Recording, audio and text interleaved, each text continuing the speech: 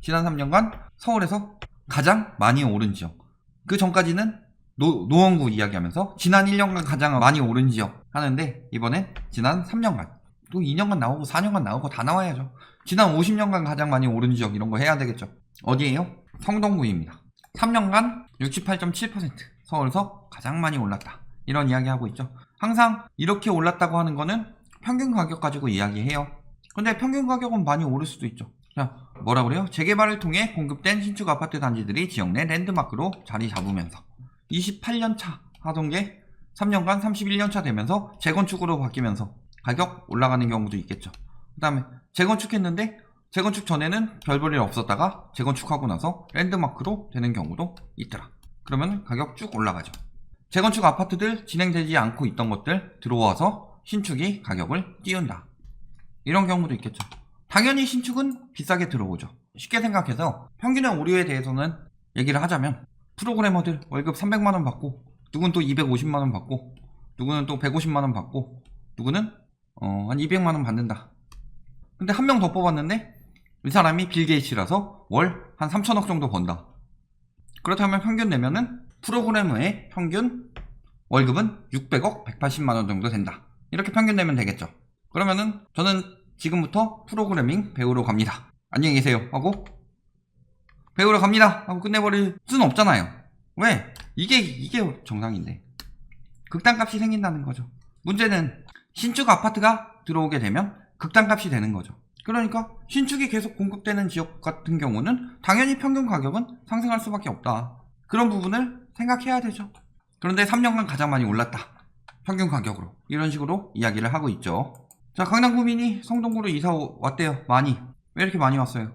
강남에서 성동으로, 성동에서 동대문, 광진 등으로, 강남으로 좀 가긴 했지만 보통 일자리 교육 때문인 것으로 분석됐다 라고 했는데, 전입 사유로는 가장 먼저 주택이죠. 주택.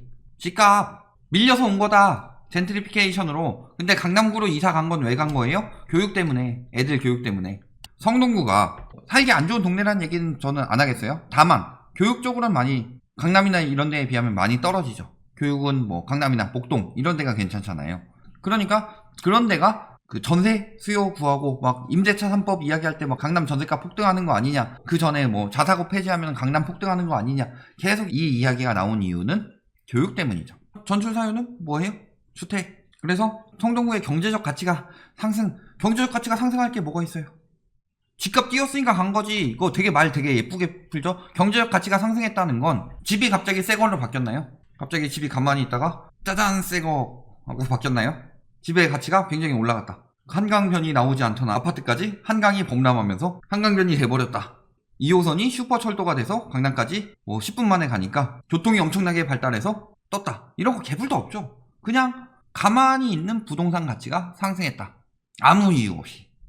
여기저기 다 오르니까 여기도 올랐다. 이 정도밖에 없잖아요. 경제적 가치 상승 아니죠.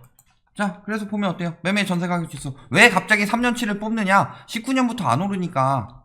전세가만 쭉 올랐죠. 언제부터? 19년 9월부터. 그 다음에 5월부터 더 가팔라졌죠. 전세가 띄우기 들어가고 있다. 사람들 많이 들어오니까. 그래서 임대차 3법을 해서 보면 어때요? 올라가다가 조금 꺾이죠. 오히려 임대차 3법 때문에 꺾였죠. 근데 신축만 계산되니까 폭등한다 임대차법 때문에, 이런 식으로 하고 있는데, 사실상 매매가는 멈췄고 전세가는 그 전에 폭등해서 억제했던 거다, 이렇게 보시면 되겠죠. 그리고 매매가는 거의 보합을 유지하고 있는 수준이기 때문에 여기서 여기까지 하면 안 올랐으니까 3년치 뽑은 거예요. 그래놓고 성동구 폭등한다, 지금 사세요 라고 말하고 있는 거죠. 자, 대부분 누가 샀다? 30대들. 최근 3년간 누가 많이 샀어요? 30대들. 왜 많이 샀어요? 지금 아니면 못 살 것 같으니까. 계속 오른다. 전문가들이 와가지고 계속 오른다. 영끌하니까 계속 오른다. 영끌한다는 게 서브프라임이에요. 그만큼 대출이 안 나오니까 여기저기 가서 빌려가지고 자기 그 자산 비중이랑 그거 못 맞추니까 여기저기 가서 빌려서 비싼 이자 주고 빌리고, 이런 식으로 만들어진 게 서브프라임이죠. LTV 50%밖에 안 되고 40%밖에 안 되니까 타격이 크지 않다고요? 영끌은 신용대출 받고 여기저기 다 대출 받는 건데 말도 안 되는 소리 하고 있는 거죠. 30대들이 많이 샀다? 그만큼 거품이 많이 꼈다는 거죠. 매매 거래량 보면 어때요? 계약일 기준 자, 12월까지 늘어난다고 하죠. 계속 서울 거래량 쭉쭉 늘어난다 하면서 얘기하는 거 다 12월까지죠. 1월 기준 어때요, 지금? 계약일 기준으로. 19건. 물론 신고는 다 안 됐어요. 3월 초까지 신고죠. 3월 3일까지 신고하는데, 그렇다 하더라도 19건은 너무 적지 않아요, 지금? 거래량 작살나고 있다는 거예요, 지금. 이 정도까지 나오려면 지금 거래량 100건 정도는 나와줘야 되는데, 19건 나왔어요. 거래량 지금 완전 거래 절벽 된 거죠. 근데 서울 빨대 효과 이딴 개소리 날리고 있으니, 언론들이 말도 안 되는 소리 하고 있는 거죠. 그리고 30대 매매 거래량. 자, 마용성 같은 경우는 뭐가 많아요? 증여가. 어디 사는 부모들이? 강남 사는 부모들이 증여를 많이 해줬다. 근데 증여를 해주자니 갑자기 8월, 9월 이때쯤에 증여세를 12%로 때려버리네? 증여 취득세를. 그러니까 안 하다가 올해 들어서 법인 같은 경우 법인 양도세 오르죠. 그 다음에 장특공제 거주요건 붙죠. 분양권 주택수 들어가죠. 등등 굉장히 많은 정책들이 올해 초부터 시행되니까 12월에 불법 증여 굉장히 많이 됐죠. 많이 잡혔잖아요. 외지인 매매 거래량 마찬가지죠. 많이 안 늘었는데 갑자기 12월에 튄다. 이것도 역시 마찬가지라고 보면 되겠죠. 자식한테 증여. 그래놓고 실질적으로 증여 건수는 줄었죠. 물론 신고는 1월까지 나올 거예요. 이것도 1월까지 다 나올 거예요. 증여 건수는 줄었죠. 그러니까 증여세가 부담이 된다는 얘기죠. 증여세 올려도 그래도 증여한다. 그런 지역들도 있겠죠. 부담이 적은 지역. 그렇지만 그렇지 않은 지역 같은 경우는 양도세나 증여세나 아까 봤듯이 9.13 이후부터는 거의 보합이다 보니까 이때는 오히려 그쯤 산 사람들은 양도세보다 증여세가 훨씬 더 세게 느껴지죠. 그러니까 증여 대신에 양도하고 편법 증여하고 그러는 거죠. 자, 25클럽 이야기 나오고 있습니다. 다주택 정리하고 또 똘똘한 채. 그놈의 똘똘한 채. 그러면서 강남 집값이 그야말로 차원이 다른 가격을 형성하면서 마용성으로 대체 유입된다. 20억이면요 강남 사요.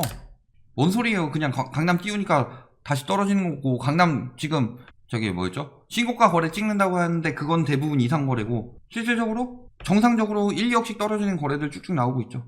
몇천에서 1억 이런 식으로. 그냥 17억 원대 역대 최고가. 뭐라 그래요? 배를 잘 만드는 언론에서 뭐 한 거예요? 아, 부동산 돈 좀 되겠네? 우리도 부동산 플랫폼 사업에 뛰어들자. 그래서 뭐예요? 수수료 먹고 강의료 먹고 그 다음에 홍보비 먹고 하는 거죠. 당연히 좋은 얘기들만 써주고 홍보비. 자, 모 공인중개사무소에서 이야기를 했어요. 이쯤 되면 홍보비 들어갔다고도 보거든요. 그래서 이야기한다. 17억 원 거래됐다. 밝혔다. 3,500만 원 높은 역대 최고가인데 전세를 안고 매수했는데 지금 전세 때문에 미쳤다. 계약갱신 청구권 때문에 하는데 전세 갭투기가 해가지고 뜬다고요. 지금 강남에서 가격 떨어진 게 전세 낀 갭투기 매물인데 거래된 거 처음이다. 아직 신고는 되지 않았지만 거래된 건 계속 이야기할 수 있죠. 중개사 자체에서 자전거래 띄워놓고서 나중에 거래해놓고서 그런 걸로 메꿀 수도 있죠. 나중에 은근슬쩍 사라질 수도 있죠. 혹은 이런 거 한 건 뜨면은 엄청나게 홍보해주고, 근데 그 한 건이 알고 보니 뭐 법인이 개인한테 넘기는 거라든가 편법 증여라든가 이런 것들이 나올 수 있죠. 지금 그래놓고 호가는 이 짓을 하고 있는데 실질적으로 거래 아직 안 떴죠. 그리고 요거 두 건 제외하고 15억대 계속 나오던 거죠. 근데 갑자기 요렇게 몇 건 하면서, 야, 얘는 그렇다 칩시다. 13층이니까 또 떠서요. 계속 이렇게 계단식으로 올라가고 있죠. 딴 데도 이런 거래들 나오죠. 갑자기 이런 거래 한 건씩 들어가서 계속 가격 띄우기라는 거 보이죠. 갑자기 14, 15억 하던 게 갑자기 16억 거래되고 있어요.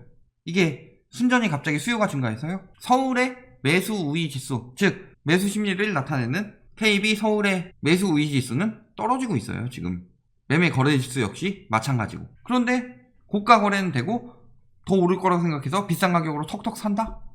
어이가 없는 소리죠. 자, 이제 18억 돌파했대요. 17.8억 해가지고 똑같은 데죠. 배나 잘 만들지. 모 공인중개사에서 2억 6천만 원 띄웠다. 언제 보도했어요? 1월 20일. 자, 봅시다. 오, 17억 8천 떴어요. 18억 시대 오는 거죠. 17억 8천 이런 것들 나오죠. 그 다음에 16억 8천으로 다시 떨어진 건 왜 보도 안 하죠? 그런 식으로 해놓고 호가 엄청나게 띄우고 있죠. 가격은 이렇게 뛰어났는데 매물은 16억 5천. 갑자기 또 고가 거래 몇 거 띄워가지고 가격 띄워놓고서 매물은 14억. 노원구 밑장 빼기가 노원구에만 있었을까요? 보면 다 나오는 거죠. 서울 전역으로 하고 있죠. 노원구가 저기 불법의 온상인데 같아요? 아니요. 노원구니까 허술하게 해서 걸린 거지, 그 불법의 온상은 강남 마용성이 먼저다. 갑자기 그 전에 11월까지만 해도 13억 4천 하던 게 12월부터 엄청나게 가격 띄우기 들어가죠. 왜냐면 12월까지 빨리 처분해야 되니까. 근데 가격이 뜨고 있는데 저걸 사고 있다? 어이없지 않나요? 자, 이런 거 갑자기 14억 거래에다가 17억. 14억짜리가 좀 저렴하다 볼 수 있겠지만 1층이라. 그래도 갑자기 15, 16 하다가 갑자기 17억 5천짜리 거래 뜨고. 그렇죠? 10억, 11억, 12억 이 정도 8억대까지 나오다가 갑자기 13억짜리 2개 12월에 냄새가 나죠? 진짜 부자가 아니라 졸부들이 되는 거죠. 이거 보면 나오죠. 오토바이 밖에서 세우고 걸어 들어가게 하고 화물 엘리베이터만 이용하게 하고 음식 냄새가 나니까 불편해한다. 그럼 배달비를 올려주든가. 오토바이로 못 들어가게 해서 도보로 걷게 되면은 일단 배달 음식 뿌리죠. 배달기사 그만큼 다른 데 더 배달 못 가죠. 비싼 데 사니까 배달비를 2배로 주든가. 그렇진 않죠. 배달비는 똑같이 받겠다. 그렇지만 너네는 우리한테 맞춰줘라. 이게 무슨 부자의 마인드예요. 졸부지. 다 집값 뛰어가지고 돈 벌려는 졸부들만 들어가 있다. 다는 아니지만 저런 입주민들 보면은 뭐다? 가짜 자산이죠. 쓰지도 못하는 가짜 자산에 미쳐가지고 자기는 엄청나게 인텔리인 것처럼 높은 지위에 올라간 것처럼 졸부짓만 하고 있는 거다. 이게 부동산 졸부들에 나오는 전형적인 모습이죠. 진짜 부자들은 저렇게 안 하죠. 대단하신 아파트들 장난 아니죠. 그 대단하신 아파트들 갑자기 12월 이상거래 많다고 그랬어요. 갑자기 12월 이렇게 되죠. 갑자기 12월에 쭉쭉 오른다. 아, 요거는 12월 이전에 했는데 여기는 오히려 또 떨어지고 있네요. 이런 상황이죠. 얼마나 대단하신 아파트일까요? 저기 조만간 저 졸부들 당해봐야 되죠. 어떻게 돼요? 앞에 호텔 들어온대요. 호텔 들어오면 저 아파트의 가장 장점은 한강뷰죠. 입지가 더 우수하기 때문에 가격이 하향 조정될 가능성이 적지 않다. 적지 않은 게 아니라 저기 한강뷰 때문에 비싸진 건데 솔직히 그렇잖아요. 성수동이 비싼 이유가 뭔데? 마용성의 성이 성동구가 아니라 성수동인데 호텔이랑 주상복합 들어오죠. 저거에 막혀서 한강뷰 막히면은 비싸게 팔리겠어요? 지금 저걸 비싸게 사는 게 이상한 거죠. 그러니까 12월에 가격 뜨는 게 굉장히 이상하다. 자, 앞으로도 분양은 계속 이어지는데 9월 가지고 벌써 분양가 띄우기라고 생각하진 않아요. 다만 그렇더라도 인근에 12월에 비정상적인 거래들이 나오고 있고 그런 부분을 봤을 때 저기는 지금 노원구 했던 것처럼 매물해가지고 호가 띄우고 그 중에 저렴한 거 실거래가가 말도 안 되는데 거래했다는 거 보면은 그보다 더 높은 실거래가가 나오고 호가는 그거보다 더 말도 안 되게 나오고 있다 라는 건 노원구에서 나왔던 밑장빼기 똑같이 들어가고 있다는 거죠. 결론. 자, 3년간 가장 많이 올랐대요. 왜 3년간을 들고 왔냐? 최근이 아니니까. 그러니까 이제 막 최고가 거래들 막 뜨고 있죠. 이거 대부분 12월이다. 12월에는 1월 대비해서 넘겨야 되는데 이 넘기는 게 뭐 법인에서 개인으로 넘기든가 혹은 다주택이 불법 증여로 분산하든가 혹은 자전거래 같은 경우로 띄워가지고 저렴하게 안 팔리게 하든가 이런 식으로 해서 거래량은 늘었고 가격도 뛰었지만 어때요? 지금 1월 거래량 박살 정도 아니죠. 개박살이죠. 특히 지금 1월이 제일 중요하죠. 12월에 장난질 많이 쳐서 1월에 심리 조장이 제일 심할 거다. 그런데 조금만 기다려봐라. 1월에 어떤 결과가 나오는지 지금 거래량 보면 답은 나왔죠. 그러니까 저런 말에 넘어가서 특히 또 30대들 엄청나게 돈 버는 30대들 이야기하면서 하는데 지금 엄청나게 애가 타고 있을 것이다. 이런 부분까지 생각해 보시면 되겠습니다.